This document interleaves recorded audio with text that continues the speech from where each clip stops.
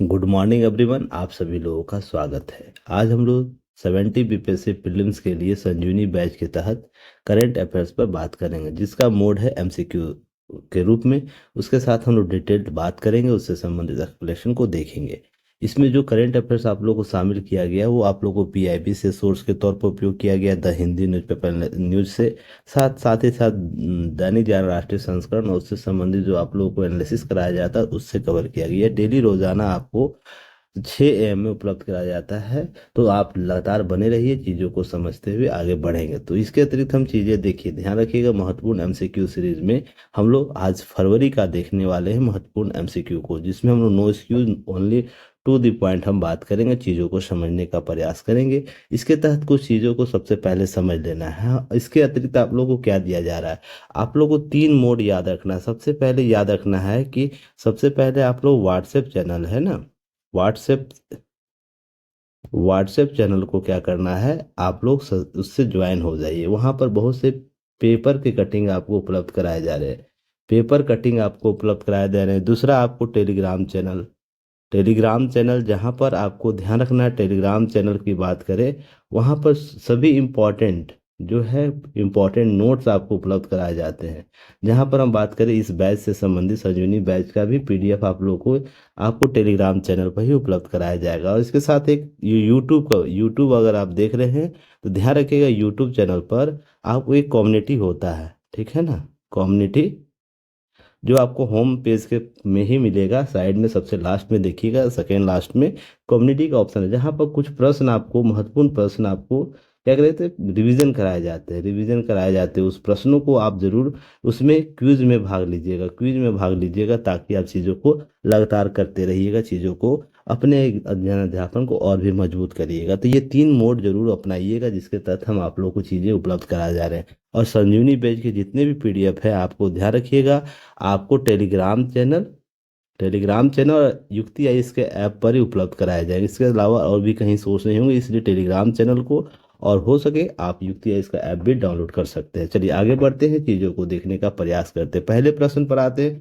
तो ध्यान रखिएगा, सबसे पहले प्रश्न को पढ़ते हैं, चीज़ों को समझने का प्रयास करें। जिसमें पहला प्रश्न देखते हैं क्या है, निम्नलिखित कथनों पर विचार करने कह रहा है, और क्या कह रहा है, सत्य कथन का चयन करने की बात कर रहा है। तो अगर हम सत्य कथन की चयन की बात करते हैं तो सबसे पहले कथन में क्या दिया है, इसे देख लेते हैं। सबसे पहला कथन है, कैमरून ने अपनी समृद्ध जैव विविधता से लाभ उठाने के लिए नयोगा प्रोटोकॉल को अपनाया है। तो नयोगा प्रोटोकॉल को अपनाया है कैमरून, ऐसा कथन में दिया गया। दूसरा, भारत नयोगा प्रोटोकॉल का सदस्य राष्ट्र नहीं है। तो ये दोनों कथन, इससे संबंधित तथ्य को हम देखते हैं। तो सबसे पहले ध्यान रखना है कि तथ्य में कुछ चीज़ों को, जैसे मध्य अफ्रीकी देश कैमरून है जो क्या करता है, समृद्ध जैव विविधता को लाभ उठाने के लिए नयोगा प्रोटोकॉल को क्या करता है, अपना लेता है। तो यह घटनाक्रम हाल ही में फरवरी माह को देखने, इसका लाभ क्या होगा, तो ध्यान रखिएगा, जैव प्रौद्योगिकी अनुसंधान के विकास में अन्य गतिविधियों के लिए, जिसके बदले में उसके अनुपयोग के लिए क्या करो, लाभ अर्जित, उसका हिस्सा प्राप्त होगा। इस नियोगा प्रोटोकॉल के तहत जो भी इसका प्रौद्योगिकी से लाभ अर्जित होगा वो बंटवारा होता है, जिसके तहत ध्यान रखिएगा, इससे कैमरून इसका लाभ ले पाएगा इस कन्वेंशन के तहत। अब भारत की बात करें तो भारत इसका हस्ताक्षर किया है इस नियोगा प्रोटोकॉल पर। कब किया है, 11 मई 2011 को, जबकि अक्टूबर 2012 में इसका अनुसमर्थन कर दिया। इसका मतलब भारत इसका सदस्य राष्ट्र भी है, अनुसमर्थित राष्ट्र भी है, समर्थक भी करता है। तो इसे याद रखिएगा। नयोगा प्रोटोकॉल क्या है, सबसे पहले याद रखिए, यह क्या, अनुवांशिक संसाधनों तक पहुंच स्थापित करने के, उनके उपयोग के उत्पन्न होने वाले लाभों को उचित लाभ या न्याय संगत बंटवारे पर यह प्रोटोकॉल निर्धारित करता है। ये कानूनी रूप देता है, जो एक बाध्यकारी है, अर्थात बाध्यकारी वैश्विक समझौता के तौर पर भी हम इसे जानते हैं। तो आपसे महत्वपूर्ण प्रश्न के तौर पर आपको यहाँ से पूछा जा सकता है, क्या नयोगा प्रोटोकॉल बाध्यकारी या गैर बाध्यकारी। तो ध्यान रखिएगा, ये सबसे इंपॉर्टेंट है, बाध्यकारी समझौता है। अब यह प्रोटोकॉल जो जैव विविधता पर कन्वेंशन सीबीडी पर पहुंच और लाभ साझाकरण दायित्वों को लागू करता है। सीबीडी की हम बात करें तो क्या है, यह जैविक विविधता पर कन्वेंशन बोलता है, जो कहता है क्या है, ये एक बाध्यकारी संधि के तौर पर इसे स्थापित करता है, जिसका मकसद क्या है, उद्देश्य क्या है, जैव विविधता को बचाना। जो हमारे पृथ्वी पर जैव विविधता है देश राष्ट्र क्षेत्र पर उसकी जैव विविधता को बचाने का इसका मुख्य उद्देश्य है। इस फैक्ट को थोड़ा सा समझिएगा, अच्छे से समझते हुए आगे बढ़िएगा।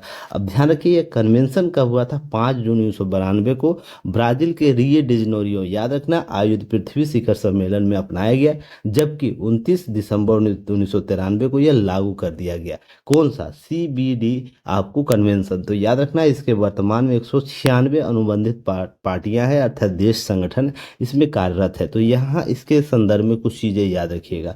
अभी COP29 का सम्मेलन हो रहा है, 29 का, तो इसलिए जलवायु परिवर्तन से संबंधित जितने भी फैक्ट है आपको अच्छे से चीज़ों को कवर करके जाने की आवश्यकता है। एग्जाम में ऑप्शन क्वेश्चन पर आते हैं तो इसके क्वेश्चन के अनुसार आपको जो सॉल्यूशन दिया गया उसके अनुसार यह कथन आपका सही मिलता है और यह कथन आपका गलत हो जाता है। अर्थात इस कथन कौन सा सही होगा? केवल कथन एक सही है, क्योंकि यह सदस्य इसका नयोगा प्रोटोकॉल का भारत सदस्य राष्ट्र है। तो चलिए अगले प्रश्न पर आते हैं। आज एक नए मोड की तरह चीज़ों को कवर कराया जाएगा ताकि आप चीज़ों को पढ़ें समझें तब जाके उत्तर दें। होता क्या है ना, सभी लोगों को प्रश्न बता दिया जाता है, जो आंसर है वो बता दिया जाता है, तो क्या होता है कि आप लोग कैंसल्स माइंड में बने रहते हैं। तो क्या करना, आप लोग को उत्तर देना है और कमेंट सेक्शन भरा पड़ा होना चाहिए आपके उत्तर से। रीजन उसके पीछे आप जितना एक्टिव मोड में काम कीजिएगा, मैं बार बार बोलता हूँ, एक्टिव मोड में जितना आप काम कीजिएगा सिलेक्शन के दर आपको उतने ही बढ़ जाएंगे। तो सिलेक्शन के रेट को बढ़ाने के लिए सबसे प्राथमिक आपको काम करने की आवश्यकता है। तो चलिए दूसरे प्रश्न पर आते हैं, देखते हैं सब प्रश्न क्या है। देखिए, यूरोपीय आयोग ने आपको वर्ष 2040 तक 1990 के स्तर की तुलना में शुद्ध उत्सर्जन कटौती का लक्ष्य रखा है। इससे संबंधित महत्वपूर्ण तथ्यों पर विचार करने की बात कर रहा है। तो क्या है? गलत कथन की बात हो रहा है। तो यहाँ पर देखते हैं, वर्ष 2030 तक आपको 1990 के स्तर की तुलना में 55% शुद्ध उत्सर्जन कटौती करने का लक्ष्य रखता है। वहीं 2040 तक 1990 के स्तर की तुलना में 90% शुद्ध उत्सर्जन कटौती करने का लक्ष्य रखता है और 2050 तक कार्बन तटस्थता प्राप्त करना चाहता है। इस यूरोपीय आयोग के द्वारा यह जो लक्ष्य रखा गया है 2040 के संदर्भ में। तो क्या ये तीनों कथन गलत है या सही है? तो यहाँ पर कुछ चीज़ों को सबसे पहले समझने की आवश्यकता होगी। देखिए, COP26 की बात करें, ग्लासगो सम्मेलन जो 2021 हुआ था, उसमें भारत ने पंच तत्व की बात की थी या पंचामृत कॉन्सेप्ट की बात की थी, जहाँ भारत ने भी आप 2030 में आपको 2070 तक एक लक्ष्य निर्धारित किया था। जहां पर 2030 की बात करें हम, तो 2030 तक भारत 500 गीगावाट गैर जीवाश्म ऊर्जा क्षमता पहुंच स्थापित करना चाहता है। उसी के साथ साथ 2030 तक अपनी ऊर्जा आवश्यकताओं को 50% नवीकरणीय ऊर्जा से प्राप्त करना चाहता है। तो इसके अतिरिक्त साथ ही साथ क्या है, 2030 तक कुल अनुमानित जो कार्बन उत्सर्जन है 1 अरब टन कमी करने की बात करता है। तो आप देख सकते हैं जो जो जो हमारा 4 उद्देश्य है, जिसमें 2030 तक बात करता है कि अर्थव्यवस्था की कार्बन तीव्रता 2005 के स्तर से 45% कमी की बात करता है। अर्थात यहाँ ध्यान रखिएगा, 4 जो 2030 का कॉन्सेप्ट लिया है, जिसमें 2 क्या कहता है, कमी करने की बात करता है, 2 क्या करता है, प्राप्त करने की बात करता है। तो यहाँ पर 2 चीज़ें फैक्ट याद रखने हैं कि 2030 तक 500 गीगावाट की बात कर रहा है और 50% नवीकरणीय ऊर्जा की बात करता है, 2030 के कॉन्सेप्ट में, और 2 क्या कर रहा है, कमी की बात कर रहा है। वहीं 2070 क्या कहता है, शुद्ध उत्सर्जन, जो शुद्ध शून्य उत्सर्जन लक्ष्य को प्राप्त करना, अर्थात न्यूट्रल, कार्बन न्यूट्रल हो जाना। इसी के संदर्भ में ध्यान रखिए, यूरोपीय आयोग के द्वारा भी 2040 तक के अपने लक्ष्य निर्धारित किए, जो 1990 के स्तर को स्थापित करता है। और यह ध्यान रखिएगा, यह क्या कह रहा है, 2030 तक, 2040 तक, 2050 तक, और यह क्या कहता है, 55% शुद्ध उत्सर्जन की कटौती की बात करता है 2040 में, 90% शुद्ध उत्सर्जन की कटौती की बात करता है, और 2050 तक कार्बन तटस्थता की बात करता है। तो चलिए हम शायद ऑप्शन, थोड़ा सा प्रश्न को देखते हैं और समझने का प्रयास करते हैं। जो आपको एक्सप्लेनेशन दिया गया सॉल्यूशन के तौर पर, क्या वो उसमें से कौन सा कथन सही दिख रहा है आप लोग? तो यहाँ पर गलत कथन की बात कर रहा है, अर्थात हमारे तीनों कथन हमारे सही दिखते हैं। तो इसका मतलब है कि उपरोक्त में से कोई भी कथन हमारा गलत नहीं। तो ऑप्शन डी आपका सही उत्तर हो जाएगा। और संबंधित पीडीएफ प्राप्त करने के लिए आप टेलीग्राम चैनल को जरूर ज्वाइन कीजिएगा। इसके अतिरिक्त एक नोट जरूर याद रखना है, जब भी उत्सर्जन की बात होगी, तो जैसे भारत में रेलवे ने कब लक्ष्य रखा है, 2030 तक शुद्ध शून्य कार्बन उत्सर्जन का लक्ष्य रखा है। तो ये सब लक्ष्य जो है ना, आपको याद होने चाहिए, रिवीजन होना चाहिए, ताकि यहाँ से कितने भी प्रश्न पूछे, किसी भी तरीके से पूछे, आप उसके उत्तर देने के लिए तैयार हो। चलिए नेक्स्ट प्रश्न पर आते हैं। कॉमेंट जरूर कीजिएगा कैसा प्रश्न लग रहा है, साथ ही सपोर्ट, लाइक, शेयर, सब्सक्राइब जरूर कीजिएगा युक्ति है इसको। आप लोग का सपोर्ट बहुत ज़रूरी है, ठीक है ना। चीज़ों को अगर हम चीज़ों को और भी बेहतर करने का प्रयास करेंगे तो इसमें सबसे प्राथमिक कड़ी आप लोग हैं। तो सबसे पहले आप इन सब चीज़ों को थोड़ा सा हमें सपोर्ट करने की आवश्यकता है। चलिए तीसरे नंबर प्रश्न पर आते हैं। हिंद महासागर सम्मेलन के 7वें संस्करण का आयोजन कहाँ किया गया। देखिए ये इंपॉर्टेंट क्वेश्चन है, क्योंकि मैंने आप लोग को याद होगा, आप लोग को मैंने पहले भी बता रखा था जब न्यूज़पेपर एनालिसिस कराता था, तो हिंद महासागर और एक प्रशांत महासागर का कॉन्सेप्ट। तो इसमें जो भी आपको सम्मेलन हो रहा है, हम सम्मेलन की बात करें, संगठन की बात करें, या किसी प्रकार का सैन्य अभ्यास की बात करें, तो आपको यहाँ कुछ भी हो रहा है तो इसके सारे तथ्य को आपको कवर करके जाने की आवश्यकता है। तो इसमें हम देखते हैं ऑप्शन में श्रीलंका है, मोरक्को है, न्यूजीलैंड है, ऑस्ट्रेलिया है। तो थोड़ा सा इसके बारे में 7वें संस्करण के बारे में हम देखते हैं, समझते हैं। सबसे पहले तो आपको सेवेंथ जो ओशियंस इंडियन ओशियन कॉन्फ्रेंस है वो कब से हो रहा है, तो 9 से 10 आपको फरवरी 2024 को आयोजित किया गया। कहाँ किया गया, पर्थ ऑस्ट्रेलिया में किया गया। तो ध्यान रखना है, पर्थ ऑस्ट्रेलिया में 9 से 10 फरवरी को आयोजित किया गया। जो व्यापार विभाग, विदेशी मामले व्यापार विभाग ऑस्ट्रेलिया सरकार, सिंगापुर के राजनतम स्कूल ऑफ इंटरनेशनल स्टडीज और ऑस्ट्रेलिया के पर्थ यूएस एशिया सेंटर के सहयोग से आयोजित किया। तो आपसे यहाँ से प्रश्न पूछा जा सकता है, यह सम्मेलन किन के सहयोग से किया गया। तो दो, सिंगापुर याद रखना, ऑस्ट्रेलिया का आपको Asia centre, Perth US Asia centre आपको याद रखना। थीम क्या था, थीम इंपॉर्टेंट हो जाता है। तो सबसे पहले एक स्थिर और टिकाऊ हिंद महासागर की ओर, अर्थात towards stable and sustainable Indian oceans की बात करता है। हम एक टिकाऊ हिंद महासागर को स्थापित करेंगे, इसके बारे में बात कर रहे हैं। 16वां जो 6 संस्करण हुआ था 2023 में, वो ढाका बांग्लादेश में आयोजित हुआ था। और इसके बारे में ध्यान रखिएगा, हिंद महासागर जो है, हिंद महासागर क्षेत्र बेसिकली हिंद महासागर के आसपास के जो कंट्री है उसके बारे में बात करता है, जहाँ पर आप देख रहे होंगे मालदीव, श्रीलंका की बात होता है, ओमान, आपको जिबूती, इस तरीके से केनिया, तंजानिया, इसके सेशल्स की बात हो रही है। तो यहाँ पर ध्यान रखिएगा, इस तरीके से म्यांमार, बांग्लादेश, भारत की बात हो रही है। तो यह जो देश है हिंद महासागर में स्थित, आपको क्षेत्र के सभी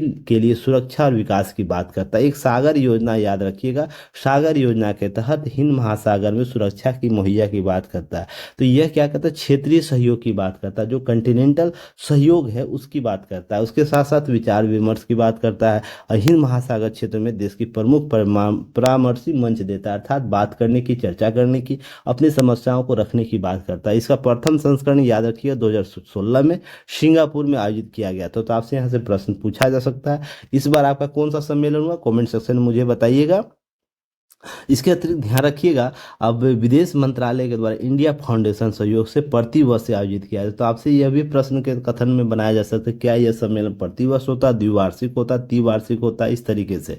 अगर हम बात करें इस पूरे कॉन्टिनेंट की, जब हम हिंद महासागर क्षेत्र की बात करते हैं, यह दुनिया का 70% अधिक कंटेनर व्यापार करता है, क्योंकि यह सबसे बड़ा इंपॉर्टेंट जो मलक्का जल डमरू है, बाब अल मंडेर जल डमरू जो आपको जोड़ता है अंतर्राष्ट्रीय व्यापार से, यह इसी क्षेत्र में आता है। और यहाँ पर 80% ऊर्जा व्यापार क्षेत्र होता है। तो यह कहीं ना कहीं महत्वपूर्ण क्षेत्र, इसके तहत चीज़ों को समझने की आवश्यकता है और इन सब चीज़ों को रिवीजन करने की आवश्यकता है। तो इसके अनुसार इसका सही उत्तर क्या हो जाएगा, ऑस्ट्रेलिया इसका सही उत्तर, अर्थात ऑप्शन डी इसका सही उत्तर हो जाएगा, और प्रश्न संख्या 3 का। चलिए नेक्स्ट प्रश्न पर आते हैं, चीज़ों को समझने का प्रयास करते हैं। कि प्रश्न है, बहुत ही इंपॉर्टेंट प्रश्न है, इसे भी आप लोग अच्छे से कवर करके जाइएगा, यहाँ से प्रश्न पूछे जा सकते हैं। अब प्रश्न क्या है, निम्नलिखित कथनों पर विचार करने की बात कर रहा है। तो प्रश्न के तौर पर कथन जो दिए गए हैं, इलेक्ट्रॉनिक्स और सूचना प्रौद्योगिकी मंत्रालय गुवाहाटी में पहले फ्यूचर स्किल शिखर सम्मेलन की मेजबानी किया। उसके दूसरा ऑप्शन है, दूसरा कथन जो दिया गया, इसका आयोजन 15 फरवरी 2024 को किया गया। इसका उद्घाटन केंद्रीय मंत्री जो राजीव चंद्रशेखर थे उनके द्वारा किया गया। इसका उद्देश्य देश भर में उद्योग, शैक्षणिक संस्थानों के साथ साथ कई साझेदारियों को स्थापित करना है, बनाना है। तो इसके अनुसार कथन क्या दिया गया, ऑप्शन के अनुसार एक कथन सही बोल रहा है, दो कथन सही, एक कथन गलत है, सभी कथन सही है। तो हम थोड़ा सा इसके बारे में, इस तथ्य के बारे में थोड़ा सा जानकारी इकट्ठा करते हैं, उसके बाद हम प्रश्नों की और बढ़ेंगे। तो सबसे पहले ध्यान रखना है क्या बोलता है। तो यहाँ पर ध्यान रखिएगा, MeitY जिसमें इलेक्ट्रॉनिक और सूचना प्रौद्योगिकी मंत्रालय की बात होती है, वो क्या कहता है, 15 फरवरी 2024 को गुवाहाटी में पहले फ्यूचर स्किल सम्मेलन की मेजबानी करता है, किया है। और यह क्या करता है, artificial intelligence, AI, machine learning, ML, semiconductor, robotics, cyber सुरक्षा जैसी तकनीकों में युवाओं भारतीय जो युवा है उसके लिए नए अवसरों पर जोर देता है, अर्थात नए क्षेत्र की डेवलप की बात करता है, उससे अवगत कराने की बात करता है, ताकि वो हमारे देश में इस नवाचारी संदर्भ को और भी अपना सके, उसके लिए सेवा आपूर्ति कर सके, लोगों तक पहुंचा सके।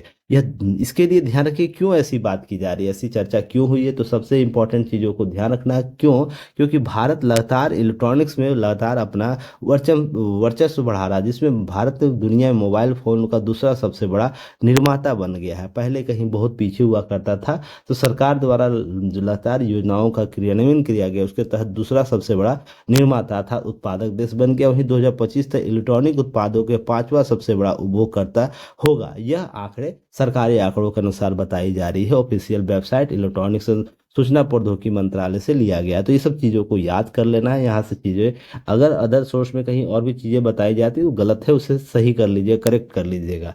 वित्त वर्ष 2024 में इलेक्ट्रॉनिक सामानों का निर्यात कितना हुआ, लगभग लगभग 29.11 बिलियन अमेरिकी डॉलर दर्ज किया गया। जबकि वित्त वर्ष 2023 की बात कर ले तो यहाँ पर 23.57 बिलियन अमेरिकी डॉलर था। तो वृद्धि कितना हुआ, आपसे यहाँ से प्रश्न पूछा जा सकता है। तो 23% की वृद्धि हुई, ये फैक्ट थोड़ा याद रखना। और ध्यान रखिए 25-26 के लिए, वर्ष 2030 25-26 के लिए 300 बिलियन अमेरिकी डॉलर मूल्य के लिए इलेक्ट्रॉनिक्स निर्माण और 120 मिलियन अमेरिकी डॉलर निर्यात तक पहुंचने की प्रतिबद्धता जताई गई है। तो लगातार भारत इस क्षेत्र में अपने अवसरों को तलाश रहा है। तो यह बहुत ही इंपॉर्टेंट टॉपिक आपके लिए हो जाता है, जहां पर हम एआई की बात कर रहे हैं, मशीन लर्निंग की बात कर रहे हैं, सेमीकंडक्टर। आपको लास्ट क्लास में भी सेमीकंडक्टर के बारे में बोला था कि चीज़ों को अच्छे से करके जाना। तो इसके अनुसार क्या होगा, सभी कथन हमारे सही दिख रहे हैं।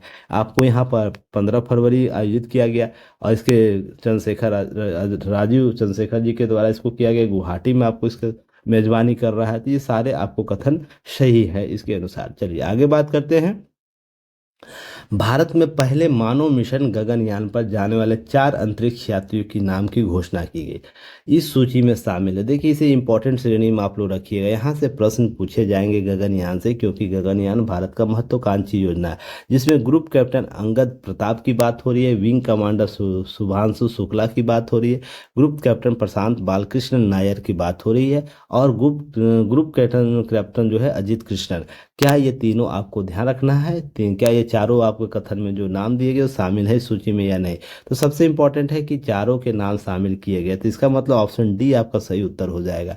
कुछ चीज़ें यहाँ ध्यान रखिएगा कि गगनयान के बारे में जब भी चर्चा होगी तो इसके यात्रियों की बात हो रही है, जहाँ पर हम क्या कर रहे हैं कि एक गगनयान मिशन के तहत हम मानव मिशन भेजेंगे अंतरिक्ष में। पहला अंतरिक्ष मानव मिशन होगा जो वर्ष 2025 तक संभावित है, वो पहुंचाया जाएगा, उसे छोड़ा जाएगा। ध्यान रखिए 400 किलोमीटर की स्थित निचली कक्षा में स्थापित हो, अर्थात लियो ऑर्बिट की बात हो रही है यहाँ पर। तो लियो ऑर्बिट को अच्छे से मैंने पिछले क्लास में भी बताया है, तो याद कर लेना सारी चीज़ों को। जैसे ही 400 किलोमीटर की बात हो रही है, लियो ऑर्बिट की आपकी जानकारी कंसेंस माइंड में होनी चाहिए। ये सब फैक्ट याद रखना। अगर भारत ऐसी सफलता प्राप्त कर लेता है तो ये फैक्ट याद करके जाना आप लोगों को कि भारत अमेरिका रूस और चीन के बाद ये आपको चौथा ऐसा देश बनेगा कि भारत मानव मिशन अंतरिक्ष में भेजा है। इसके साथ ही ध्यान रखिए 3 चरणों वाले GSLV-M के थर्ड से इसे भेजा जाएगा। ऐसी बातें भी घोषणा की गई। हालांकि अंतिम चरण में क्या होगा, जब इसके मिशन लाए जाएंगे उसी समय बताई जाएगी। अब व्योमस जो व्योम मित्र रोबोट की चर्चा हो रही, जो इस गगनयान मिशन के तहत एक महिला रोबोट है जो आपको अंतरिक्ष में भेजा, जिसका नाम व्योम मित्र रखा गया। अब यह अर्ध ह्यूमैनॉइड रोबोट है। अर्ध ह्यूमैनॉइड की बात होती है, चेहरा इसका पूरा ह्यूमन की तरह होगा और ये अंदर से मशीन होगा, इसी को ह्यूमनॉइड आपको बोला जाता है। चेहरा आपको मानव जैसा दिखेगा पर अंदर से क्या होगा, मशीन की तरह काम करेगा, अर्थात रोबोट की तरह वो रहेगा। अब ध्यान रखिएगा इसके तहत क्या होगा, गगनयान मिशन अंतरिक्ष मिशन के तहत हम प्रशिक्षण मिशन के इसरो द्वारा डिजाइन किया गया। इसे आगे भी चर्चा की जाएगी। फिलहाल आपको याद रखना है कि नरेंद्र मोदी जी के द्वारा इस 4 अंतरिक्ष यात्रियों को क्या किया, घोषणा किया गया विक्रम साराभाई अंतरिक्ष केंद्र से, जहां पर चारों का नाम आपको याद होना। इस पर हम चर्चा पहले भी न्यूज़पेपर एनालिसिस में लगातार की है, इससे संबंधित फैक्ट भी आप लोगों को दिया है, तो रिवीजन करके जाइए सारे फैक्ट को। न्यूज़पेपर एनालिसिस अगर देखे हैं तो बहुत अच्छी बात है, नहीं देखे हैं तो माइक्रो नोट जाके जरूर एक बार रिवीजन कर लीजिएगा। ऐप पर अवेलेबल कराया गया है हिंदी न्यूज़पेपर एनालिसिस के नाम से, तो उसे एक बार रिवीजन करके चले जाइएगा, सारी चीज़ें रिवीजन हो जाएगा। चलिए नेक्स्ट प्रश्न पर आते, 6ठे नंबर प्रश्न पर आते हैं। देखिए, प्रश्न में पूछा जा रहा है कि ई जागृति पोर्टल को निम्नलिखित में से किस मंत्रालय का एक पहल है। जो ई जागृति पोर्टल है, महिला एवं बाल विकास मंत्रालय, सूचना और प्रौद्योगिकी मंत्रालय, वित्त मंत्रालय, उपभोक्ता मामले और खाद्य सार्वजनिक वितरण मंत्रालय। तो यहाँ पर सबसे पहले तो आपको कुछ चीज़ें याद रखनी की, जैसे यहाँ पर महिला और बाल विकास मंत्रालय के मंत्री कौन है, तो याद रखना है अन्नपूर्णा देवी। अन्नपूर्णा देवी याद रखना है, इनका नाम थोड़ा सा याद रखना है। सूचना और प्रौद्योगिकी मंत्रालय के मंत्री कौन है, तो अश्वनी अश्वनी ध्यान रखना है, अश्विनी वैष्णव। जो पहले आपको वित्त मंत्री आपको कौन है, सीतारमन जी है, याद रखना, सीतारमन जी याद है, सीतारमन जी है। उसके बाद निर्मला सीतारमन याद रखना है। और उसके बाद उपभोक्ता खाद्य मामले के कौन है, वितरण मंत्रालय, इसको याद कर लेना, प्रहलाद प्रहलाद आपको जोशी। क्योंकि नए मंत्रिमंडल की गठन हुई तो थोड़ा इसलिए इसे याद भी करते चलिएगा, शायद प्रश्न पूछ दे। तो ये सब चीज़ों को कवर करके जाना है। इसके अतिरिक्त हम बात करते ई जागृति पोर्टल के बारे में। तो आपको याद रखना है, यह उपभोक्ता मामलों के वितरण जो मंत्रालय उपभोक्ता मामले के खाद्य और वितरण वितरण मंत्रालय, सार्वजनिक वितरण मंत्रालय, उनके द्वारा यह प्लेटफॉर्म विकसित किया गया, ये पोर्टल विकसित किया गया। तो इसका सही उत्तर क्या होगा, ऑप्शन डी हो जाएगा सही उत्तर। इसे याद करके जाना, आप लोग रिविजन करके जाने चीज़ों को। अगर हम बात करें उपभोक्ता शिकायतों का समाधान आसान सुलभ बनाने के लिए, आप इस महिला को आप जानते होंगे, जागो ग्राहक जागो का कॉन्सेप्ट देता है। तो यहाँ पर जस्टिस एंड ग्रीवांस जो रिडलेस है और consumer using information and technology और इनोवेशन की बात करता है। यहाँ पर ई जागृति के बारे में बात हो रही है, जहाँ पर आपको ध्यान रखना है कि आपको सार्वजनिक वितरण वस्त्र उद्योग मंत्री पीयूष गोयल के द्वारा 24 दिसंबर 2023 को ई जागृति पोर्टल के आधुनिक कॉन्फनेट सॉफ्टवेयर लॉन्च किया गया था। तो आपसे यहाँ से प्रश्न यह भी पूछा जा सकता है, तो इसे भी याद करके करके रिवीजन करके इसे जरूर जाइएगा। चलिए आगे हम बात करते हैं, अगले प्रश्न पर आते हैं। 7वें नंबर प्रश्न को देखते हैं। प्रश्न के संदर्भ में थोड़ा सा आपको चीज़ों को देखने की आवश्यकता है। कुछ प्रश्न टफ पूछे गए, कुछ इजी रखे गए, ताकि संतुलन बनाया जा सके। प्रश्न देखिए बीपीएससी किस तरीके से पूछेगा, अभी एग्जाम से पहले कोई नहीं जानता, इसलिए सारे प्रश्नों को, सारे मोड को रिविजन करके जाना है। क्लियर है।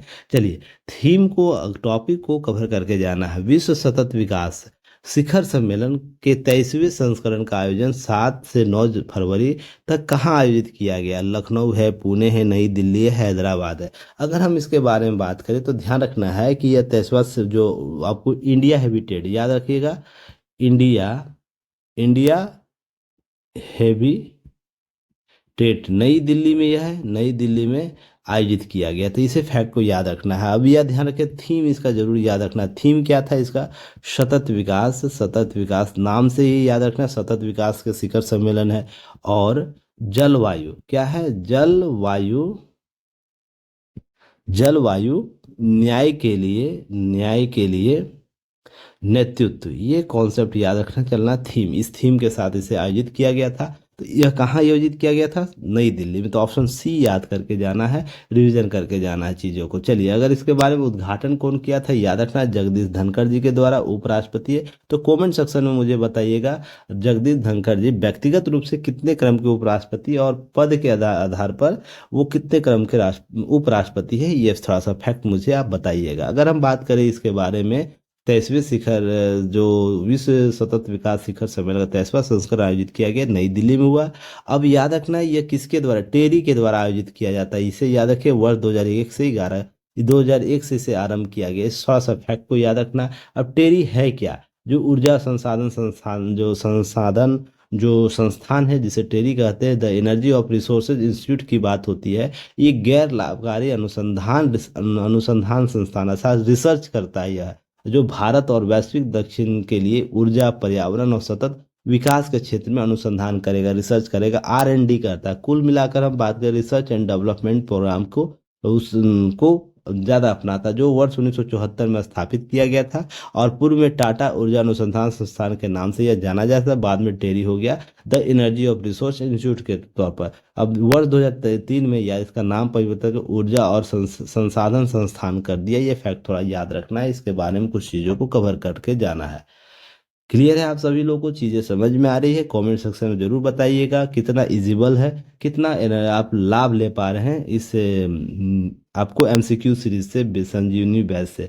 देखिए मेरा और मेरी टीम का यही उद्देश्य है, हमारी टीम का यही उद्देश्य है कि आप उन प्रश्नों को जरूर करके जाइए जो एग्जाम में सबसे प्रबलता से पूछे जा सकते हैं, ठीक है ना। यह बहुत ही टॉपिक जो था, जो भी आपको पिछले क्लास में 25 क्वेश्चन लिए गए, इस क्लास में जो 25 क्वेश्चन लिए जाएंगे, अगले क्लास में भी इसी तरीके से लिए जाएंगे।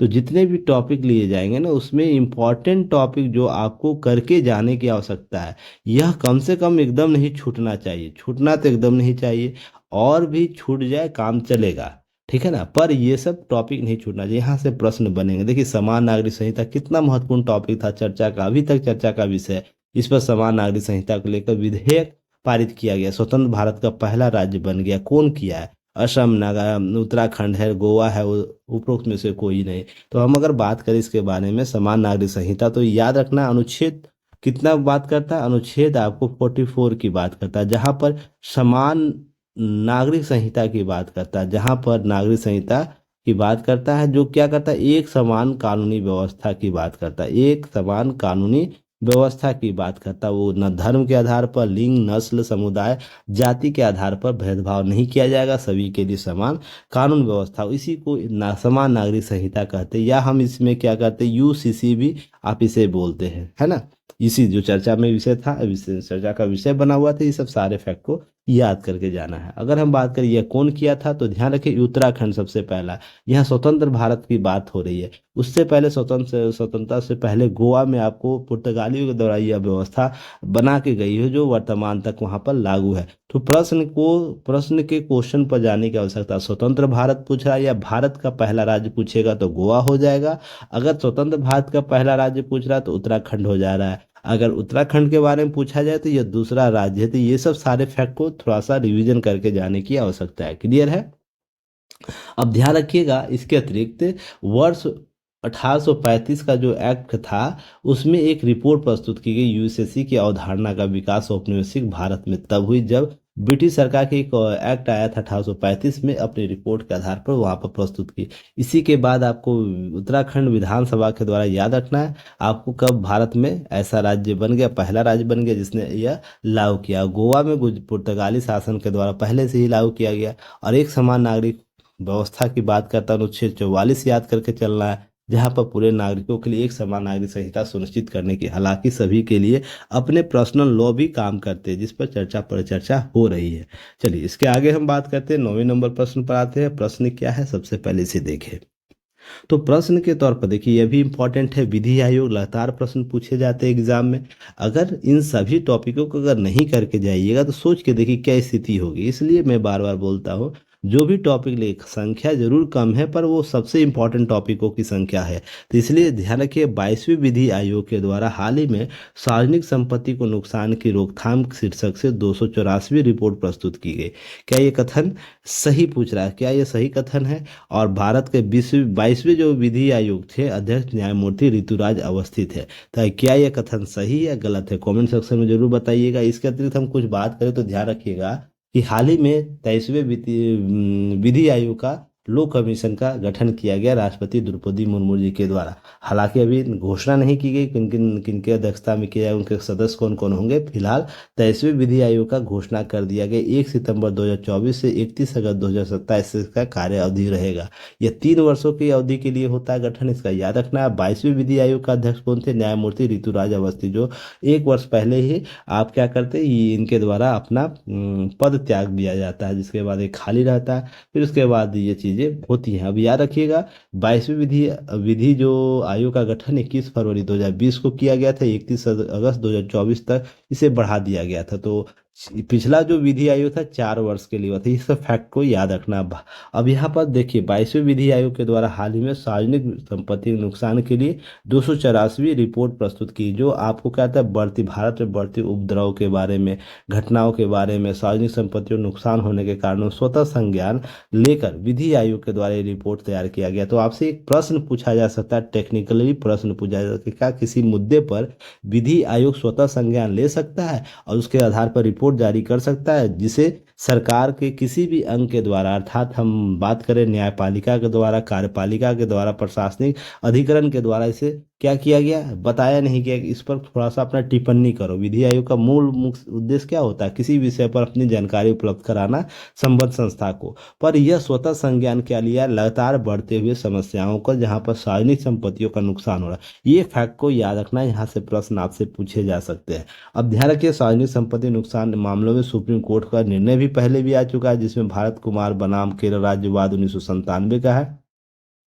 जहाँ पर आंध्र प्रदेश राज्यवाद भी आपको 2009 भी, ये सब चर्चा का विषय है। तो इस सब थोड़ा सा फैक्ट को रिवीजन करके जाने की आवश्यकता है। तो ध्यान रखिएगा। इसके अतिरिक्त प्रश्न की बात करें तो इसका सही उत्तर क्या हो जाएगा, दोनों हमारे कथन क्या है, सही है दिए गए सॉल्यूशन के आधार पर। तो आपको क्या है, कथन सही पूछा, तो उपयुक्त सही उत्तर क्या हो जाएगा, डी हो जाएगा। इसे थोड़ा सा याद करके जाना है, रिवीजन करके जाना है। अगर हम बात करें अगले प्रश्न पर आते हैं, प्रश्न नंबर 10 पर। तो ध्यान रखिएगा, ये प्रश्न को थोड़ा सा अच्छे से करके जाने की आवश्यकता है, क्योंकि यहाँ पर लगातार पुरस्कार की घोषणा हो रही है। यहाँ पर पुरस्कार हो रही है, knight of the legion of the honour पुरस्कार निम्नलिखित में से किसको सम्मानित किया गया। दिए गए ऑप्शन के अनुसार शशि थरूर है, लाल कृष्ण अडवाणी, नरेंद्र मोदी है, राम नरेश जाखड़ है। तो ध्यान रखिएगा, सही उत्तर इसका क्या होगा, इसका सही उत्तर शशि कुमार थरूर होंगे, जिनको यह पुरस्कार दिया गया है। यह ध्यान रखिएगा, यह पुरस्कार इनको वर्ष 2022 में ही दिया गया था, पर हाल ही में इनके द्वारा दौरा किया गया, उनको सम्मानित किया गया। तो ये सब थोड़ा सा याद रखें। इसके अतिरिक्त याद रखें सुशील सुशील मित्तल, याद रखें किनका नाम याद रखना, सुशील मित्तल, जो एयरटेल के संस्था, आपको एयरटेल के संस्थापक भी है, भारतीय इंटरप्राइजेज के। अब ध्यान रखें, इनको ब्रिटेन का मानद उपाधि दिया गया, किनका, ब्रिटेन का।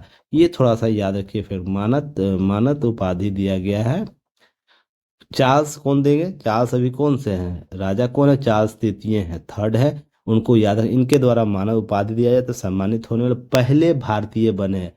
कौन बने, फर्स्ट भारतीय बने, ये भी थोड़ा सा फैक्ट याद रखें, पहले भारतीय बने हैं। चलिए आगे बात करें। इसके अतिरिक्त तो कुछ चीजें याद रखनी, जैसे अभी हाल ही में नरेंद्र मोदी को लगातार पुरस्कार दिया जा रहा है, अभी अभी दौरा कर रहे हैं, तो उनको नाइजीरिया के इसके संदर्भ में बहुत से पुरस्कार प्राप्त हुए। तो एक लिस्ट जरूर याद करके आप जाइएगा। ध्यान रखिए, नाइजीरिया का grand command of the order of the niger पुरस्कार, आपको सम्मान दिया गया नरेंद्र मोदी को। ग्रीस के grand cross of the award दिया गया, France legion of the honour दिया गया, मिस ऑर्डर ऑफ द लाइन दिया गया। इतनी पुरस्कारें इन्हें दी गई हैं हालिया, जब से ये इनके द्वारा शासन प्रशासन किया गया है। तो इन सारी चीज़ों को याद करके जाना है, रिवीजन करके जाना है, कम से कम कुछ चीज़ों को कवर करके जाना है। जैसे अफगानिस्तान का स्टेट ऑर्डर ऑफ गाजी अमीर अमालुल खा दिया गया, यह सम्मान दिया गया। रूस की बात करें, order of the saint Andrews दिया गया है। और आपको इस तरीके से भूटान याद रखना है, डीक्यू गायलोपा पुरस्कार, इसी साल इनको सम्मान दिया गया। अमेरिका लीजन ऑफ मेरिट की सम्मान दिया गया। तो इस तरीके से बहुत से सम्मान दिए गए हैं नरेंद्र मोदी को, भारत के प्रधानमंत्री। ये सम्मान की बात है, तो इसे थोड़ा सा रिवीजन करके जाइएगा। प्रश्न अगर यहाँ से पूछे तो चीज़ों को कवर करके आप जा पाए। तो यहाँ ध्यान रखिएगा, उसका उत्तर क्या होगा, आपको शशि थरूर को याद करके जाना है। चलिए 11वें नंबर प्रश्न पर आते हैं। इस प्रश्न में थोड़ा सा आपको ध्यान रखने की आवश्यकता है। क्या ध्यान रखना है, तो यहाँ पर कुछ चीज़ों को अच्छे से पढ़ने की आवश्यकता है। जैसे अगर हम बात करें कि निम्नलिखित दिए गए तथ्यों पर विचार करना, तथ्य क्या है, सही तथ्य कौन सा है, यह चयन करना है। तो नरेंद्र नारायण यादव को हाल ही में बिहार विधानसभा का उपाध्यक्ष नियुक्त किया गया।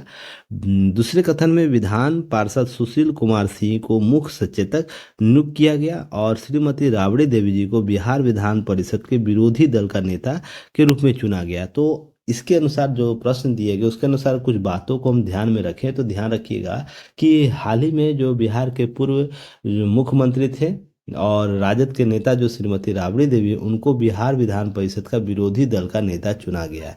तो यह याद रखना, विधान परिषद के सुशील कुमार सिंह को मुख्य सचेतक बनाया गया है। यह भी फैक्ट थोड़ा सा याद रखना है। जदयू नेता नरेंद्र नारायण यादव जी को बिहार विधानसभा का उपाध्यक्ष नियुक्त किया गया है।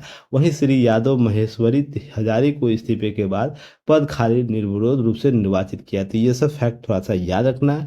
महेश्वरी हजारी के बाद इनका इस्तीफा हो जाता है, ये निर्विरोध चुने गए, और नंद किशोर यादव विधानसभा के अध्यक्ष हैं। ये सब थोड़ा सा फैक्ट याद रखना है, चीज़ों को कवर करना है। इसके अनुसार आपका जो सही कथन कौन होगा, सही तीनों कथन हमारे सही है, अर्थात ऑप्शन डी सही हो जाएगा। इस फैक्ट को रिवीजन करके जाना, अच्छे से देख के जाना, खासकर बिहार के संदर्भ, यहाँ से बिहार से रिलेटेड प्रश्न पूछे जा सकते हैं, इनको अच्छे से करके जाने की आवश्यकता है। चलिए 12वें नंबर प्रश्न पर आते हैं। तो देखते हैं, सबसे बहुराष्ट्रीय सैन्य की बात हो रही है, किस देश में बहुराष्ट्रीय सैन्य अभ्यास शांति प्रयास जो 4 है का उद्घाटन किया गया। यहाँ पर प्रश्न के संदर्भ को समझिए, उद्घाटन की बात हो रही है, ठीक है ना। इंडोनेशिया है, मलेशिया है, भूटान है, नेपाल है।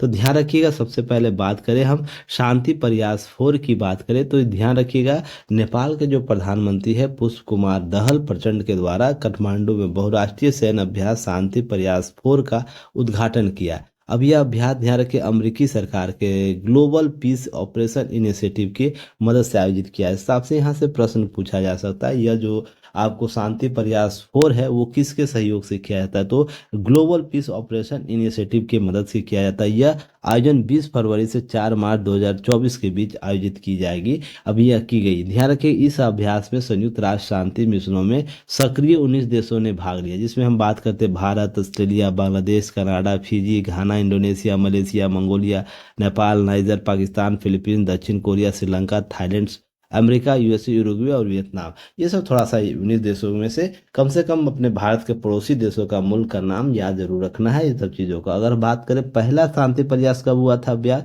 तो 2000 में हुआ था। ये सब थोड़ा सा फैक्ट को रिवीजन कर लेना है। तो अगर हम बात करें प्रश्न के बारे में, तो ये किस देश के द्वारा शुरू किया है, तो नेपाल के द्वारा शुरू किया गया। तो ऑप्शन आपका डी इसका सही हो जाएगा, इस 12वें नंबर प्रश्न का उत्तर।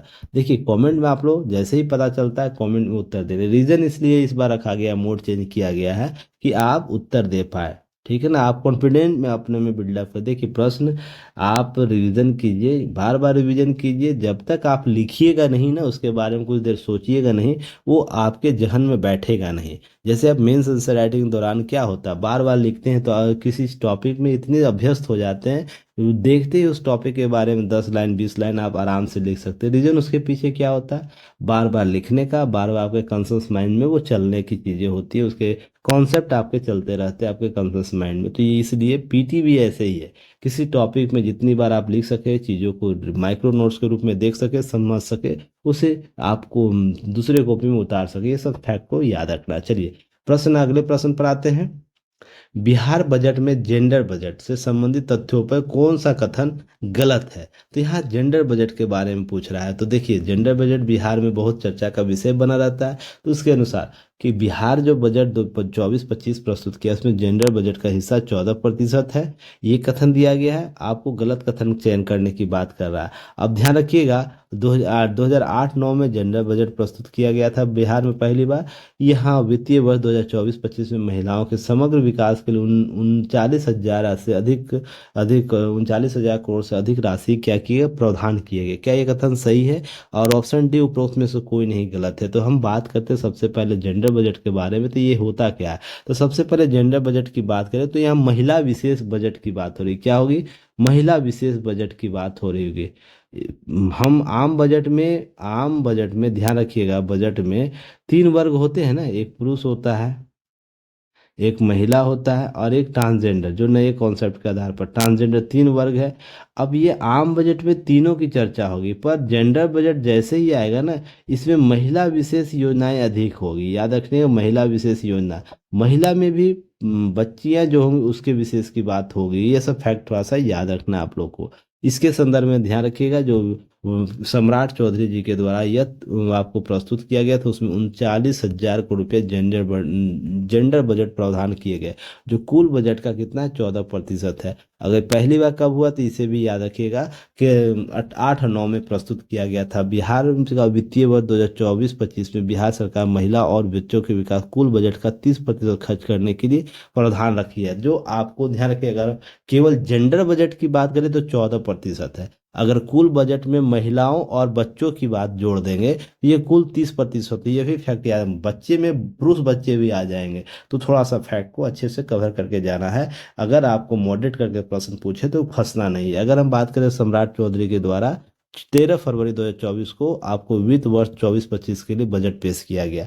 ये सब थोड़ा सा फैक्ट याद करना है। इसके अतिरिक्त कुछ चीज़ें अतिरिक्त याद करके जानी, जैसे बिहार में प्रति व्यक्ति GSDP अर्थात हम जो बात करते हैं ग्रोस स्टेट जो स्टेट जो रेवेन्यू हमारे पास कितना है उसके बारे में हम बात कर ले, तो 22-23 के आधार पर बिहार प्रति व्यक्ति GST मौजूदा कीमत पर अर्थात वर्तमान मूल्य पर आपको लगभग 59,637 रुपया है। और अनुमान जो पिछले 2 वर्षों की तुलना में 14% अधिक है। और वही 22-23 के राष्ट्रीय स्तर के प्रति व्यक्ति GDP की काफी अधिक हम बात करें 1,96,983 रुपया होने का अनुमान है। इसे फैक्ट थोड़ा सा याद करके जाना, रिवीजन करके जाना है। अगर हम बात करें इसके संदर्भ में तो आपका सही उत्तर क्या हो जाएगा? सही उत्तर हो जाएगा उपरोक्त में से कोई भी कथन गलत नहीं है, सभी कथन हमारे सही है। ये थोड़ा सा फैक्ट को याद कर लेना, रिवीजन कर लेना। चलिए 14वें नंबर प्रश्न पर आते हैं। अंतर्राष्ट्रीय सौर गठबंधन में शामिल होने वाला 119वां देश कौन सा है? देखिए यह इंपॉर्टेंट सबसे आपको टॉपिक को रिवीजन को करके जाना एग्जाम से। एग्जाम आप जब जिस दिन है ना आपका, उससे 2 दिन पहले भी आपको यह टॉपिक का थोड़ा सा देश देख के जाना है। रीजन उसके पीछे ना लगातार इसमें देशों की संख्या बढ़ रही। जब मैं इसमें शुरुआत किया था जनवरी में, तो ध्यान रखिए जनवरी में उससे पहले अक्टूबर में हम बात करें, अक्टूबर 2023 की बात करें 2023 की, तो ये 101 ही सदस्य था, उसका 119 तक पहुंच गया। तो ध्यान रखिएगा यहाँ से प्रश्न लगातार बनेंगे। तो सबसे अपडेट एक बार देखना है, कहाँ पर देखना है? इंटरनेशनल सौर अलायंस जो है इंटरनेशनल ISA के ऑफिशियल वेबसाइट पर जाके एक बार रिवीजन कर लीजिएगा। एग्जाम से पहले 2-4 दिन पहले कम से कम देख के जाइएगा कौन कौन से देश बन गए। ऑप्शन के अनुसार फिर इसका उत्तर लगाना है। अगर मान लीजिए 119वां दे रहा है तो 19वां में कौन है? माल्टा, रोमानिया है, आर्मेनिया है, गणराज्य है सिंगापुर है। अगर मान लीजिए उस समय 122 हो गया तो 122 कौन है? ऑप्शन के अनुसार क्लिक करके जाना है, ताकि क्योंकि इससे प्रश्न गलती ना हो। तो ध्यान रखिएगा। हम अगर बात करें उसको अंतर्राष्ट्रीय सौर अलायंस के बारे में, तो सबसे पहले याद रखना है कि इसकी स्थापना 2005 में हुआ था भारत और फ्रांस के संयुक्त सहयोग से। मुख्यालय कहाँ है? गुरुग्राम में है। और अंतर्राष्ट्रीय सौर गठबंधन के 120 से अधिक सदस्य क्या की हस्ताक्षरकर्ता और का एक अंतर्राष्ट्रीय संगठन है। अब यह 2030 तक 10,000 गीगावाट सौर ऊर्जा प्राप्त करने का लक्ष्य रखा है। वहीं 2030 तक प्रौद्योगिकी और वित्त पोषण के लागत में सौर निवेश की बात करता है, जहां पे 1 ट्रिलियन अनलॉक करने की बात करता है, 1 ट्रिलियन व्यवस्था की बात करता है। ये सब आपको अंतर्राष्ट्रीय सौर गठबंधन की बात लगातार इसमें चर्चा रही।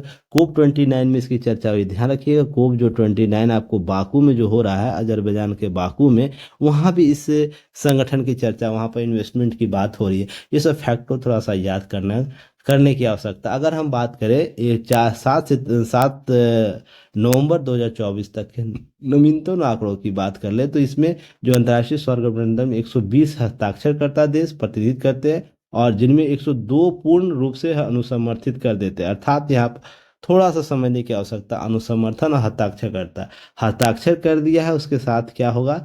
वो दिए गए अंतर्राष्ट्रीय सौर गठबंधन उसके नियमों कानून को क्या करेगा?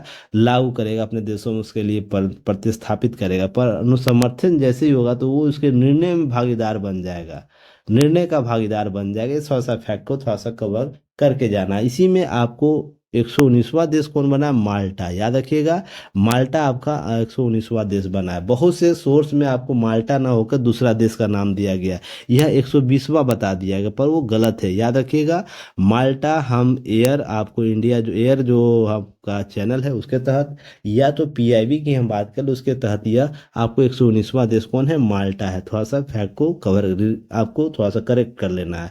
इसके सही उत्तर 14 का सही उत्तर क्या आ जाएगा? माल्टा है। क्लियर है? चलिए अगले प्रश्न पर आते हैं। अगले प्रश्न को देखते हैं। 15वें नंबर प्रश्न पर आते हैं तो देखना है सबसे पहले कि निम्नलिखित में से किस देश के द्वारा डेंगू के बढ़ते मामलों के कारण अपने देश में स्वास्थ्य आपातकाल की घोषणा की? Peru, Senegal, Jordan, Zimbabwe. तो ध्यान रखें इसका सही उत्तर क्या होगा? पेरू होगा इसका सही उत्तर। पेरू के द्वारा यह ऐसा किया गया, स्वास्थ्य आपातकाल की घोषणा की गई। अगर बात करें हम यह आपातकाल क्यों आया, तो ध्यान रखिएगा ये एक उष्णकटिबंधीय जो रोग है जिसमें आप डेंगू डेंगू की बात करते हैं, डेंगू एक मच्छर जनित उष्णकटिबंधीय रोग है जो जीनस फ्लेवी वायरस से होता है, के कारण होता है। तो ये सब थोड़ा सा फैक्ट याद है। ये दो डेंगू के दो मच्छर एंडीज इजिप्ट और एंडीज जो एल्बो फिक्स है उसके काटने से होता है। यह स्वास्थ्य आपातकाल की घोषणा पेरू के दक्षिणी अमेरिकी महाद्वीप के द्वारा किया गया, जहां उसकी राजधानी लीमा है। आपको ध्यान रखना है यह क्यों किया गया, क्योंकि बढ़ते मामलों के कारण अराजकता की स्थिति उत्पन्न हुई, जिसके कारण यह किया गया। संसाधनों के वितरण के संदर्भ में ये समस्या उत्पन्न हुई थी इस कारण। अब यहाँ पर एक चीज याद रखना, जब उष्णकटिबंधीय रोग की बात हो रही है ना, एक कॉन्सेप्ट है उपेक्षित उष्णकटिबंधीय रोग, जिसे हम लोग क्या कहते हैं, एनटीडी रोग कहते हैं। तो जिसमें हमको कौन कौन से रोग आते हैं, चागोस, डेंगू, चिकनगुनिया, आपको फाइलेरिया, रेबीज, डेक्रोमा, कुष्ठ रोग, इसी तरह से अन्य भी रोग आते हैं। जो ध्यान रखिएगा, अगर हम उष्णकटिबंधीय और उपोष्ण कटिबंधीय क्षेत्रों में जो रोग होते हैं उसमें उसकी बीमारी की बात करते हैं, जो उष्णकटिबंधीय रोग की श्रेणी में आते हैं, तो उसमें मलेरिया, हैजा, चागोस रोग, पीला बुखार, डेंगू शामिल किए जाते हैं। अब यहाँ देखिए चागोस की बात होती है, चागोस यहाँ भी है, चागोस यहाँ भी है। तो इस तरीके से आपको क्या करना है, यह उष्णकटिबंधीय उपेक्षित एनटीडी श्रेणी में आता है। तो ये सब थोड़ा सा फैक्ट को कवर करके जाना है। क्लियर है। 16वें नंबर प्रश्न पर आते हैं, इंपॉर्टेंट है। आज ही उपलब्धि इंडियन हॉकी को प्राप्त हुई है, जीत दर्ज की है, बधाई हो। राजगीर में जो खेल हॉकी का फाइनल था। इसके अतिरिक्त देखिए 16वें नंबर प्रश्न पर आते हैं, तो खेलो इंडिया यूनिवर्सिटी गेम्स 2024 सर्वाधिक पदक निम्नलिखित में से किस यूनिवर्सिटी के खिलाड़ियों द्वारा जीती गई। गुजरात है, दिल्ली यूनिवर्सिटी, रांची यूनिवर्सिटी, चंडीगढ़। तो इसका सही उत्तर क्या होगा, चंडीगढ़ होगा। चंडीगढ़ यूनिवर्सिटी के द्वारा यह उपलब्धि हासिल की गई। अगर हम बात करें खेलो इंडिया 2024 की, तो सबसे पहले याद रखना यह जो उपलब्धि है 7 राज्यों में आपको यह गेम्स हुए, जिसमें 17 से 19 फरवरी 2024 को आयोजित किया गया, जो पूर्वोत्तर के 7 राज्यों में, जिसमें हम बात करते हैं असम, अरुणाचल प्रदेश, मेघालय, मिजोरम, सिक्किम, नागालैंड, त्रिपुरा। तो आपको मुझे यह बताना, सेवन सिस्टर की बात होती है, तो सेवन सिस्टर से संबंधित नवीनतम योजनाएं कौन कौन सी है। अभी मैंने पिछले क्लास में भी आपको सेशन में ये बातें गए, तो पूर्वोत्तर को लेकर सरकार ने बहुत सी योजनाओं को लॉन्च किया। तो नवीनतम योजनाएं कौन कौन सी, कमेंट सेक्शन में बताइएगा। अगर हम पदक विजेता की देखें तो चंडीगढ़, लवली यूनिवर्सिटी और गुरु नानक देव यूनिवर्सिटी टॉप 3 के हैं, जहां पर कुल पदकों की संख्या अगर हम बात कर ले, चंडीगढ़ 71 है। अगर लवली प्रोफेशनल यूनिवर्सिटी की बात कर ले तो आपको इसी तरीके से पदक जीते हैं। तो यहाँ पर थोड़ा सा पदकों की संख्या आप लोग एक बार रिविजन कर लेना। हालांकि खेलो इंडिया को अच्छे तरीके से करके जाने की आवश्यकता है। अगर हम बात करें 17वें नंबर प्रश्न को, तो थोड़ा सा देखिएगा 17वें नंबर प्रश्न में क्या कहता है कि त्रिपक्षीय नौसैनिक अभ्यास दोस्ती का 16वां संस्करण मालदीव में आयोजित किया गया। क्या यह कथन सही है। ग्रीस समलैंगिक विवाह को वैध बनाने वाला पहला बहुसंख्यक रूढ़िवादी एशियाई देश बन गया है। तो यहाँ पर पूछ रहा है कौन सा कथन सही है। तो दिए गए ऑप्शन के अनुसार दोनों कथन हमारे सही है। अब रीजन उसके पीछे क्या है इसे समझिएगा कि सही कथन क्या है, ऑप्शन डी हो जाएगा सही उत्तर। अगर हम इसके संदर्भ में बात करें तो कुछ चीज़ों को ध्यान में रखना है। क्या याद रखना है कि दोस्ती का यह 16वां जो संस्करण है मालदीव में आयोजित किया। इसके बाद मालदीव के साथ श्रीलंका और भारत भी शामिल हुआ। अगर बात करें दोस्ती ड्रिल 1991 में भारत और मालदीव के तटों के रक्षकों के द्वारा आयोजित किया गया, शुरू किया गया था। ध्यान रखिए शुरू हुआ और श्रीलंका 2012 में इसमें शामिल हो जाता है। तो ये थोड़ा सा फैक्ट याद है। ग्रीस समलैंगिक विवाह को वैध बनाने वाला पहला बहुसंख्यक ईसाई देश बन गया। वहीं हम बात करें जनवरी 2024 में एस्टोनिया समलैंगिक विवाह को कानूनी मान्यता दिया। तो अपडेट याद रखना है, सबसे जनवरी में कौन दिया है। भारत में अभी तक ध्यान रखिएगा 17 अक्टूबर 2023 को जो आपको सुप्रीम कोर्ट के फैसले में समलैंगिक विवाह को मान्यता नहीं दिया गया था, इसे याद रखें। हालांकि एलबीटी समुदाय को यहाँ स्वतंत्रता प्राप्त है, पर विवाह को लेकर आपको क्या है यहाँ पर वैधता नहीं भारत में। वही ताइवान क्या एशिया का पहला देश बन जाता है जो समलैंगिक विवाह को वैध बनाता है। थाईलैंड क्या करता है, दक्षिण पूर्व एशिया का पहला देश है जिसने समलैंगिक विवाह को कानूनी बनाया। और ऑस्ट्रिया ध्यान रखें 1 जनवरी 2019 को ऑस्ट्रिया में समलैंगिक विवाह वैध हो गया। ये सब फैक्ट थोड़ा सा याद रखने हैं आप लोगों को। क्लियर है। चलिए कमेंट सेक्शन में कमेंट जरूर आनी चाहिए। आप लोगों को सपोर्ट करना है, लाइक शेयर सब्सक्राइब अपने दोस्तों को शेयर कीजिएगा। साथ ही साथ आप क्या कर सकते हैं, अपने व्हाट्सएप स्टेटस पर क्लास का लिंक लगा सकते हैं, ताकि और भी जो आपके संबंधित लोग हैं, जो स्टूडेंट हैं, उनका लाभ पहुंच सके। देखिए अधिकतम लाभ अधिक से अधिक लोगों तक पहुंच सके, यही प्राथमिक उद्देश्य सभी लोगों का होना चाहिए। ऐसा नहीं कि आपको मिल रहा है तो आप अपने तक ही सीमित रखिए, ऐसी भावना नहीं होनी चाहिए। चलिए 18वें नंबर प्रश्न पर आते हैं। सर्वत्र क्या है, मोबाइल ब्रिज सिस्टम है, 6G तकनीक आधिकारिक ब्रिज सिस्टम है, आपातकालीन स्वास्थ्य सुविधा है, या उपरोक्त में से कोई नहीं है। तो ध्यान रखिएगा, सर्वत्र क्या है, एक मोबाइल ब्रिज सिस्टम है जो क्या करता है, मान लीजिए नदी है, यहाँ पर दो किनारे हैं, नदी है, या इस प्रकार कोई ऐसा ऐसा क्षेत्र है जहाँ पर हम किसी प्रकार के सेना को बेड़ा को नहीं ले जा पा रहे। तो एक आपको ध्यान रखना, एक ट्रक में ऐसा पोर्टेबल पोर्टेबल व्यवस्था किया गया है जो इसको पुल बना सकेगा इस पर, और इससे हमारी छोटी गाड़ियाँ रसलाएँ इससे गुजर सकेंगी। ये ध्यान रखिएगा, ये एक पुल निर्माण करने के लिए एक ब्रिज सिस्टम डेवलप करता है, मोबाइल पोर्टेबल मोबाइल की तरह यह ट्रक में लदा रहेगा, उसी में पोर्टेबल होकर ये बनाएगा। अगर हम इसके संदर्भ में बात करें तो सही उत्तर इसका ए हो जाएगा। तो ध्यान रखिएगा, देखिए यही पोर्टेबल आपको दिख रहा है, ट्रक में आपको है, ये आपको पुल बनाने की प्रक्रिया, जिसमें देख रहे हैं पुल बना रहा है, कैसे पुल बन गया, इसी तरीके से बिछा दिया जाएगा, ये पुल के तरह काम करे, इस पर भारी वजनी चीज़ें ले जा सकती है, लाई जा सकती है। तो इस तरीके से ध्यान रखिएगा, mobile bridge system, multi Spain mobile bridging system सर्वत्र इसका नाम दिया गया, इस थोड़ा सा याद रखिए। इसे किसने बनाया, apartment and the compact engineering system के द्वारा डिजाइन किया गया। अब यह ध्यान रखिए, दो वेरिएंट इसके प्राप्त थे, 15 मीटर के और 20 मीटर के ब्रिज सिस्टम उपयोगी करता है। 20 मीटर पुल 100 मीटर के अंतर को निर्बाध रूप से भरने के लिए डिजाइन किया गया। अब यह क्यों इंपॉर्टेंट है, यह सबसे सबसे जरूरी बात है। देखिए यह क्या करेगा, इसके आने के बाद हम दुर्गम दुर्गम क्षेत्र में जा सकते हैं, जहाँ पर हमारे गाड़ियाँ जो बेहतर रोड होने पर ही जा सकती है, या उसे संसाधन होने पर जा सकती है। इसे हम कहीं भी लगा सकते हैं, किसी भी तरीके से हम एक स्थान से दूसरे स्थान पर चीज़ों को ले जा सकते हैं, जो बाधा बनाती है आने आने जाने वाले रास्तों में। अगर डीआरडीओ की बात कर ले, यहाँ पर वर्ष 1998 में इसकी स्थापना होती है। आपको ध्यान रखें, इसके वर्तमान अध्यक्ष कौन है, डॉक्टर समीर वी कामत। इसको तो अच्छे से इनको याद करके जाने की आवश्यकता है, यहाँ से प्रश्न आपसे पूछे जा सकते हैं डायरेक्ट, क्योंकि ये सब सारे प्रश्न आपसे पूछे गए हैं PYQ में बीपीएससी के। ऐसा नहीं कि प्रश्न छूट जाएगा, चीज़ों को कवर करके जाने की आवश्यकता है। चलिए यह भी इम्पोर्टेंट है, प्रधानमंत्री नरेंद्र मोदी के द्वारा उधमपुर श्रीनगर बारामूला रेल लिंक है ना, देश की सबसे लंबी रेल सुरंग का उद्घाटन किया। इसे और किस नाम से जाना जाता है, T10 के नाम से, T50 के नाम से, T100 के नाम से, T150 के नाम से, 150 के नाम से। तो ध्यान रखिएगा, इसको T50 के नाम से भी हम लोग जानते हैं। जहाँ पर यह क्या करता है, यह ध्यान रखिएगा, यह जो सुरंग है Udhampur Srinagar Baramulla rail link project है, वो क्या करता है कि वो 12.77 किलोमीटर की लंबी और खारी जो सुंबरी खंड पर आती है, जो आपको उधमपुर श्रीनगर बारामूला रेल लिंक को जोड़ती है। तो यह जो आपको 20 फरवरी 2024 को इसका उद्घाटन किया गया। ये फैक्ट थोड़ा याद रखना, यह 2010 में से स्वीकृति दी गई थी, आसपास शुरू हुआ था, और 14 वर्ष लगे इसके निर्माण में। अभी टी सुरंग जो है आपको 12.77 किलोमीटर, तो आपसे प्रश्न पूछ सकता है T50 सुरंग कितने किलोमीटर का है, तो 12.77 किलोमीटर का यह सुरंग है। ये सब थोड़ा सा फैक्ट याद कर लेना है।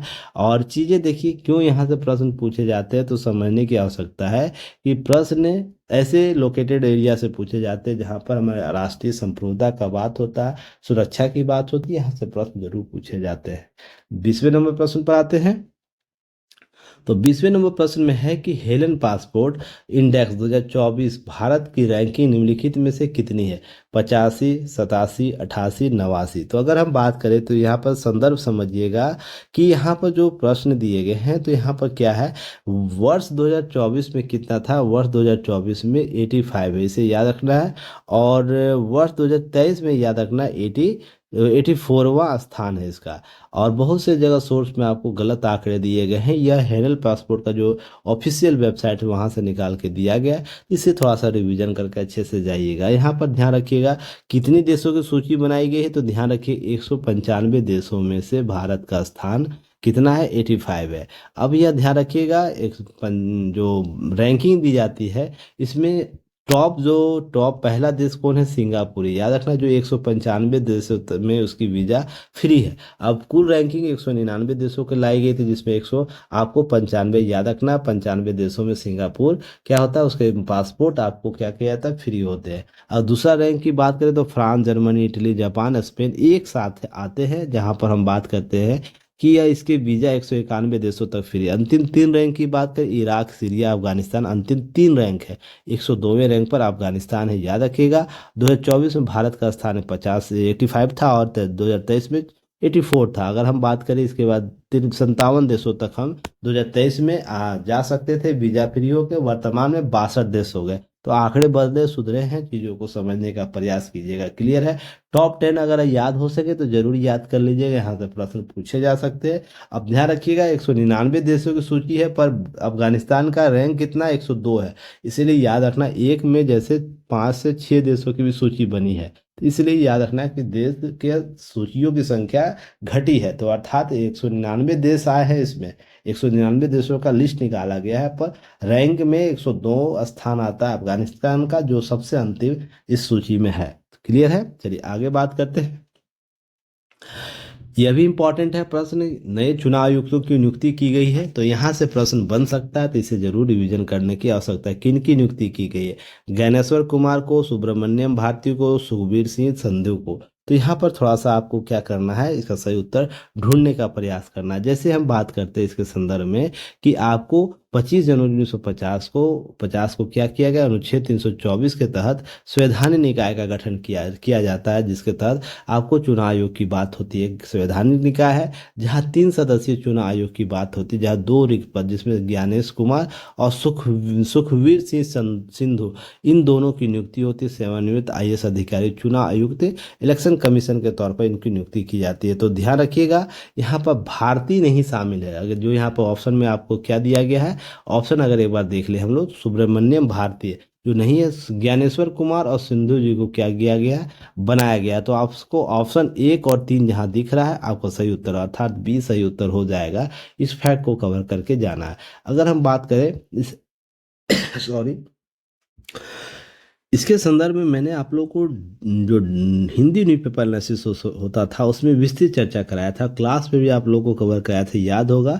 जहां पर मैंने आप लोगों को चयन समिति के बारे में बात की थी, याद है? अगर रिवीजन अगर आप लोग किए होंगे, एक पूर्व की स्थिति क्या थी, एक न्यायालय ने क्या बताया था, सुप्रीम कोर्ट ने क्या बताया था, जिसमें मुख्य जो चीफ जस्टिस ऑफ इंडिया है उसे शामिल करने की बात करता है। उसके बाद इस एक्ट के बाद 2023 का जो अधिनियम आया है, उसके बाद क्या स्थिति हुई थी, ये ग्राफ याद आ रहा है?